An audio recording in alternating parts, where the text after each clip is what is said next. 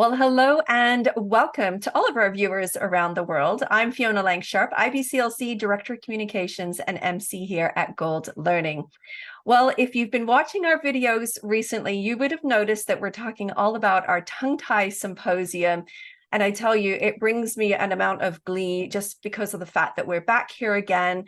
The content is full, it's bursting. And sometimes it's always a surprise because how long can we talk about this subject? But you know, there's a lot of demand for it. There's folks out there who are still suffering. Our families need our support. And we are trying to find our way through some of the research, what's out there. And we know it's limited, but we have some amazing professionals that we have brought together again this year for you to listen to and learn. So with that, I am going to introduce once again, Justin Roche, who is here with us today. Welcome back, Justin. It's so good to have you here at Gold Learning. Thank you very much. So Justin, you were here with us once before with Kate, your lovely wife as well, who gave us a wonderful presentation. And as I recall, some amazing video content, which is really important visually for those who don't always see what actually happens in the practitioner's office.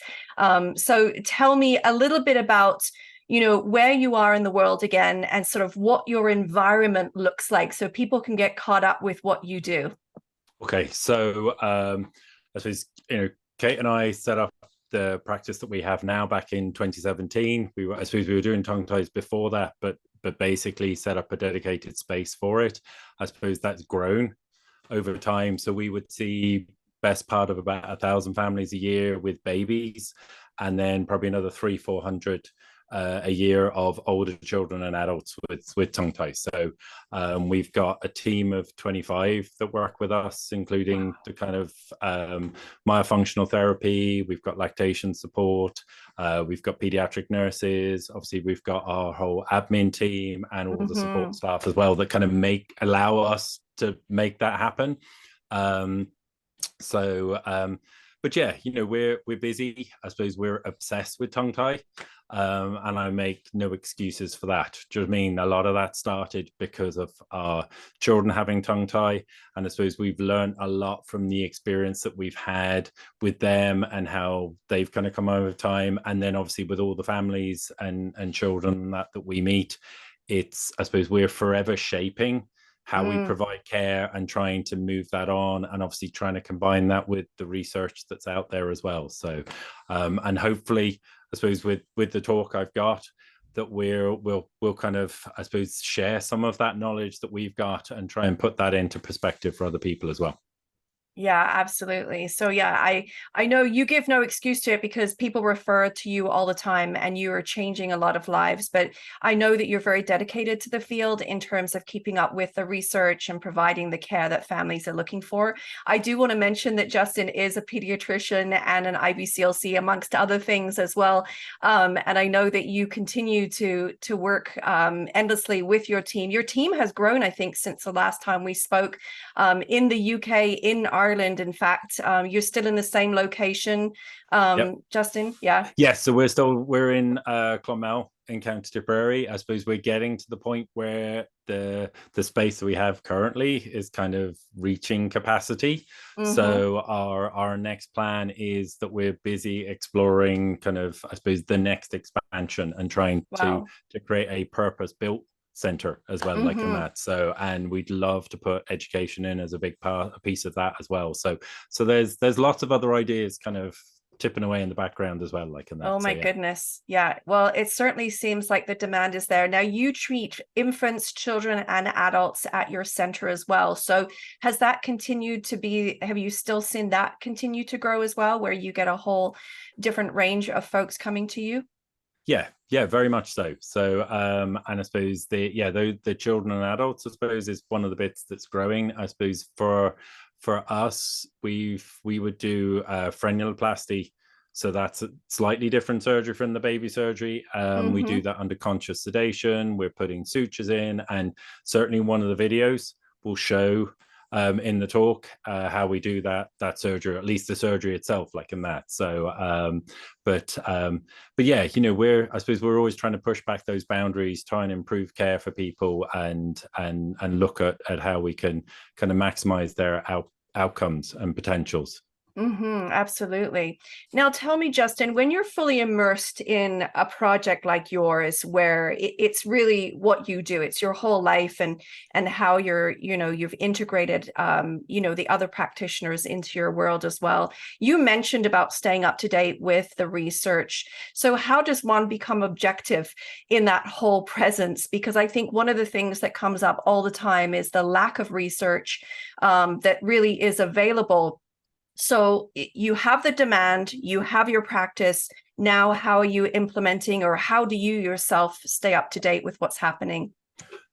I suppose we've got, things like the Gold tongue tie symposium. Do you mean? So that's a good way of bringing in people from lots of different backgrounds as well. I suppose, one of the things that struck me around tongue tie care is that when I set out and started providing service, I could happily have told you that the most important person you'll ever meet is your surgeon or your tongue tie practitioner.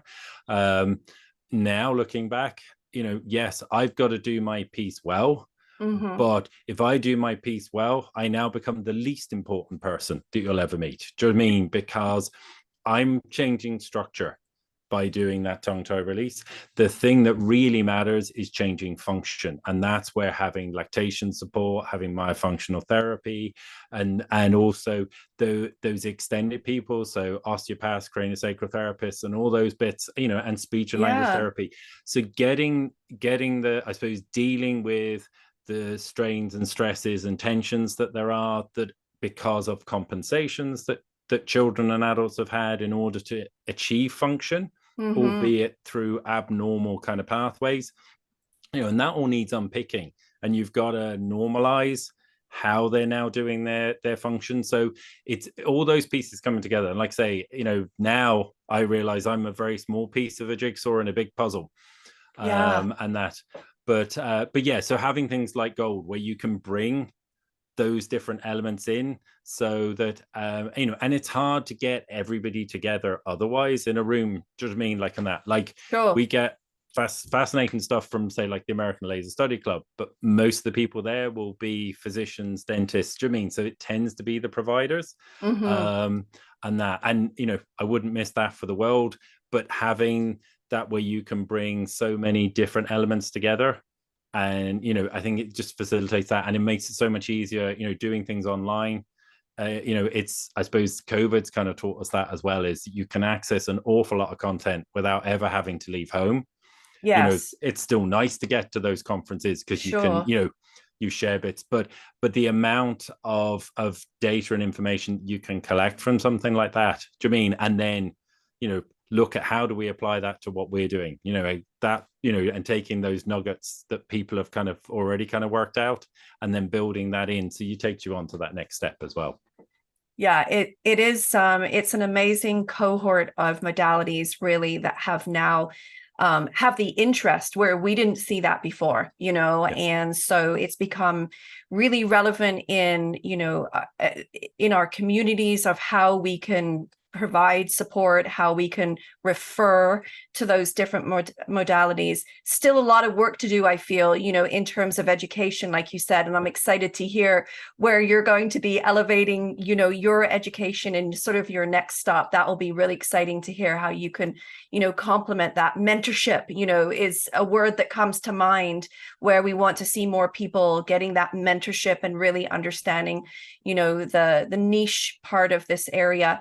You said it very well, though, talking about there are so many different puzzle pieces in all of this, and there isn't just one. It's not linear in terms of how we have treated in the past. One size fits all, and we had the basics to deal with, right? But nowadays, we've definitely got more options, which provides the sort of unique care that our families often need, and our babies. As lactation consultants, that's who we generally see. So it's been very interesting to see those people. I was just talking to a friend a couple of days ago, and she's going back to school to become a speech language pathologist. And I was like, that's fantastic. I know more about speech language pathology than I've ever known, because of the referrals that we can do and the folks that are interested. So isn't that exciting that, we've elevated to this point, people are paying attention in the bigger community, and you've probably felt that yourself over the last few years. Oh yeah, definitely. I mean, there's a lot of interest, and people who are genuinely interested in it, they come to clinic, they see what we're doing, they get it. Do you know what I mean? And I Yeah. suppose seeing how you can make that change for families, and yes, not everybody gets an instant response, but just the fact that you can, I mean, we sometimes have tears in clinic. Do you know what I mean? And it's like, but usually they're because it's like they're feeding better. That's no longer sore. Do you know what I mean? They're those kind Yes. of tears of kind of enjoyment, excitement, anticipation, like in that something is finally going to start going right. Yeah.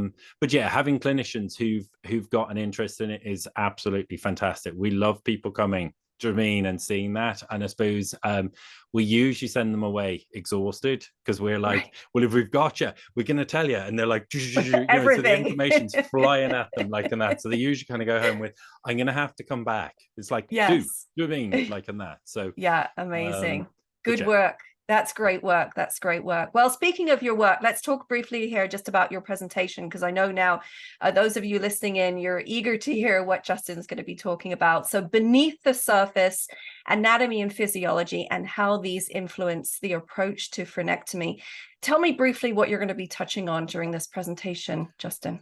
So I suppose, I'm trying to take the clinical experience that I have from doing thousands of releases, trying to combine that with some of the research that we've had that's come out over the last kind of 5 years, and suppose try and combine them together to show you why do we have the approach that we have for surgery, what things have you got to be careful of when you hit problems, how do you deal with those? Do you mean, why do we sometimes have problems? I think there's always been this idea that if you get bleeding in the middle of a frenectomy, someone did something wrong. Well, I believe that that's not always the case. Do you know what I mean? And actually sometimes anatomy is the problem. So I'm not going to tell you more than that, but you'll have to listen to the talk. Yeah. But Yeah. But I have nuggets there, I think, to show why that and also, if that happens, what can you do about it? Do you mean not everything should end up involving an emergency call and transfer to hospital either? Do you mean there are ways that things can be managed like in that as well? So that's brilliant. But yeah, so bringing that together, and so I think it's interesting. Do you know what I mean? Yeah. I know it is. I mean, of course, I've had the sneak peek. I've seen, again, you have to know that Justin is just so good about the visuals when it comes to his presentation. That's something that's unique about you, is that you've always got these amazing videos that really do tell a bigger story. There's something that often, as practitioners, if we're not in that line of work, we don't get to see it. So many of us are on the care side of things and not actually in the offices. So this is going to be great for us to understand kind of that nuanced behavior and get a really good foundation in what to expect. What are the questions that we should be asking or sharing or educating with our clients as well? Just so many pieces that we can help put together. And reassurance, I think, is the other element that comes to mind. So thank you again for, stepping up and being able to share some of the unique things that you've seen and the understanding and knowledge that you've been able to gain over the years. So I really appreciate that, Justin. Cool. Thank you. Yeah. And to all of you listening in, this is the ways that are going to be really easy for you to join in this presentation. I will say that, Justin's going to be here live answering questions as well about his presentation. So if you get the opportunity, make sure that you come and listen to the live presentation. It's going to be a great way for you to interact. It's going to begin on September 11th. You can join us on our website at goldlearning.com. Don't forget, you can register today, see all the other presentations. You've got lots of options, though, so you can come to the live. Listening to the recording at your own pace, of course, is always amazing. It's going to be 2 days of jam-packed topics with many modalities represented there. So that's going to be fabulous. You can also choose between 1 or 2 days. There's, like I said, lots of options at goldlearning.com. Right now, you can head over there and see what else is going to be coming up. I will look forward to seeing you, Justin, online, as well as all of our other participants who are listening in today, for an amazing presentation and an opportunity to really come together and collaborate on all of these presentations. I hope you have a wonderful rest of your day wherever you are, folks. Thank you again for joining us, and we'll see you very soon. Bye-bye for now.